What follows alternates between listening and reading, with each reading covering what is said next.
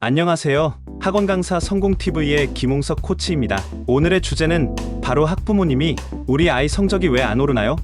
라고 불만을 제기했을 때 어떻게 대처해야 하는지입니다. 강사님이라면 누구나 한 번쯤은 겪어봤을 상황이죠. 당황스럽기도 하고 그 학부모님을 어떻게 설득해야 할지 막막했던 경험 다들 있으실 겁니다. 자, 그럼 지금부터 문제의 근본 원인을 이해하고 효과적으로 대처하는 방법에 대해 이야기해 볼게요. 첫 번째로 알아야 할 것은 바로 학부모님의 불만 속에 담긴 진짜 감정을 읽는 것입니다. 성적 향상이 느리다고 말하는 학부모님들의 진짜 걱정은 사실 단순한 숫자의 문제라기보다는 우리 아이가 제대로 배우고 있는가? 과외나 학원이 정말 효과가 있는가?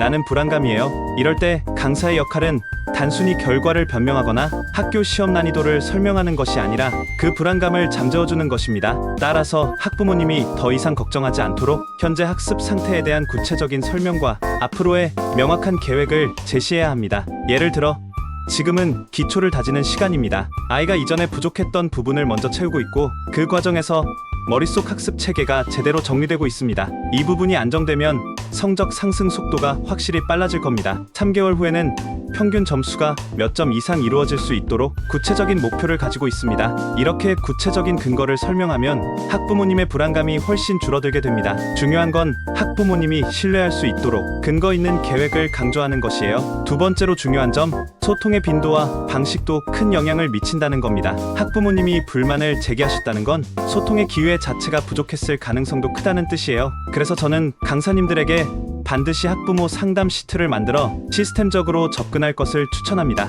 관련해서 학생관리 시트를 아래 링크를 통해 구할 수 있습니다. 일례로 월간 상담을 고정해서 운영하거나 매주 수업 보고서를 문자나 이메일로 보내는 시스템을 도입하는 겁니다. 이렇게 하면 학부모님께서 상황을 미리 파악하시고 작은 변화라도 꾸준히 느끼실 수 있습니다. 특히 성적이 잘 안 나올 것 같은 학생이 보인다면 시험 전에 반드시 학부모님과 상담을 해서 현 시점에서의 학생 상태와 예상 점수를 말씀해 주시는 대신 시험 이후 명확한 대책을 설명해 주시면 됩니다. 세 번째로는 강사님이 문제 해결 능력을 가지고 있다는 믿음을 심어주는 겁니다. 단순히 아이에게 더 노력시키겠습니다 수준으로 대답하면 학부모님의 기대와 신뢰를 얻을 수 없어요. 개별화된 학습 전략이 필요합니다. 만약 어떤 학생이 국어 독해 능력이 부족하다면 그 문제를 해결하기 위해 어떤 자료를 활용하고 어떤 수업 방식을 적용할 예정인지 상세히 설명하세요. 그리고 그 과정에서 얻어진 작은 성과들을 꾸준히 학부모님과 공유하는 겁니다. 예를 들어 이번 주에는 아이가 한 학년 위 수준의 독해 문제를 제대로 풀었습니다. 이런 식으로